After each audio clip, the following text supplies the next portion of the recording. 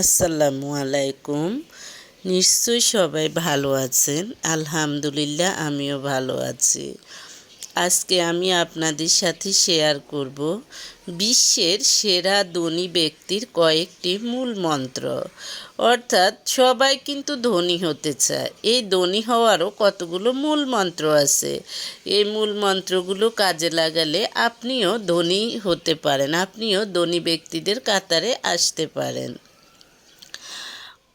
তাই আমি একে একে সবগুলো পয়েন্ট বলতেছি। যেমন নাম্বার ওয়ান হলো, ধনী হতে চাইলে জীবনে ইতিবাচক চিন্তা ও কর্মকাণ্ডের বিকল্প নেই। এর পাশাপাশি আরও কয়েকটি বিষয় মাথায় রাখতে হবে, সেগুলো আমি বলবো। আপনি যেমন কোনো নেতিবাচক চিন্তা আপনার মাথায় আসলে বা নেতিবাচক মন্তব্য আপনাকে নিয়ে কেউ করলে আপনি যদি পিছিয়ে যান, তাহলে আপনি সামনে আগাতে পারবেন না। তারপর হলো, আয়ের একাধিক রাস্তা খুঁজুন। অর্থাৎ আপনার হয়তো একটা চাকরি আছে, পাশাপাশি আপনি আরেকটা বিজনেস, ছোটোখাটো বিজনেস করার চেষ্টা করবেন বা পার্ট টাইম কিছু করার চেষ্টা করবেন, বা একটা বিজনেস আছে আরেকটা বিজনেস আপনি করার চেষ্টা করবেন। এভাবে আয়ের একাধিক রাস্তা বের করার চেষ্টা করবেন। নাম্বার 2 হলো, অর্থ উপার্জনের জন্য শুধু নির্দিষ্ট কাজকে প্রাধান্য দেবেন না।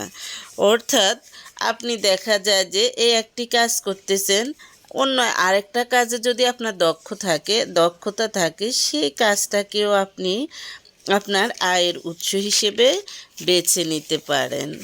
তারপর হলো নাম্বার 3, সবসময় উচ্চাকাঙ্ক্ষী মানুষের সাথে আড্ডা দিন, বন্ধুত্ব করুন। এতে আপনার আত্মবিশ্বাস বেড়ে যাবে, যার ফলে লক্ষ্য পূরণে আরও আপনি এগিয়ে যাবেন। অর্থাৎ আপনি যদি থেনে মানুষের সাথে থাকেন, আপনি যদি পুরুষ হয়ে মহিলাকে বেছে নেন আপনার সঙ্গের জন্য, তাহলে আপনার অবস্থাও থাকবে সেরকম।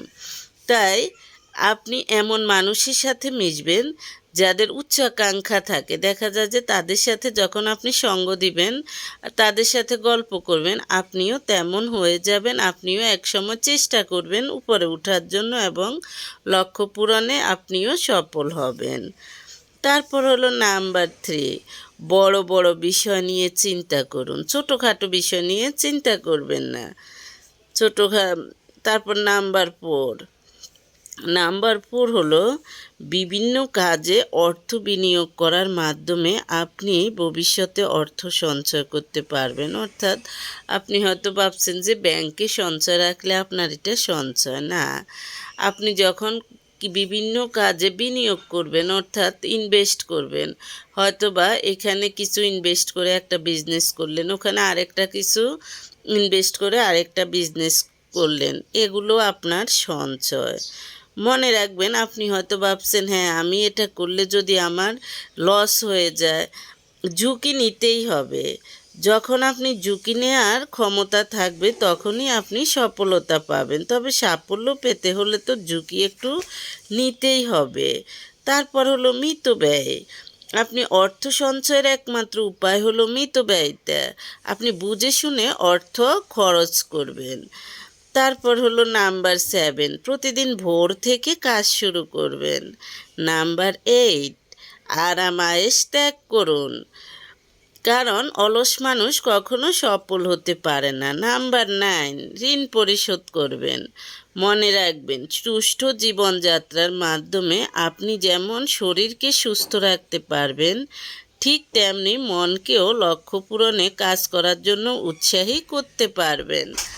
তাই আপনি যদি ধনী হতে চান, আপনি অবশ্যই পুরো ভিডিওটি দেখবেন এবং অন্যদের মাঝেও শেয়ার করে আপনি তাদেরকেও জানিয়ে দিবেন, যেন তারাও সফলতা অর্জন করতে পারে, তারাও তাদের জীবনকে সুন্দরভাবে সাজাতে পারে, তারাও যেন বিশ্বে ধনীর কাতারে সারিবদ্ধভাবে দাঁড়ানোর ক্ষমতা রাখতে পারে।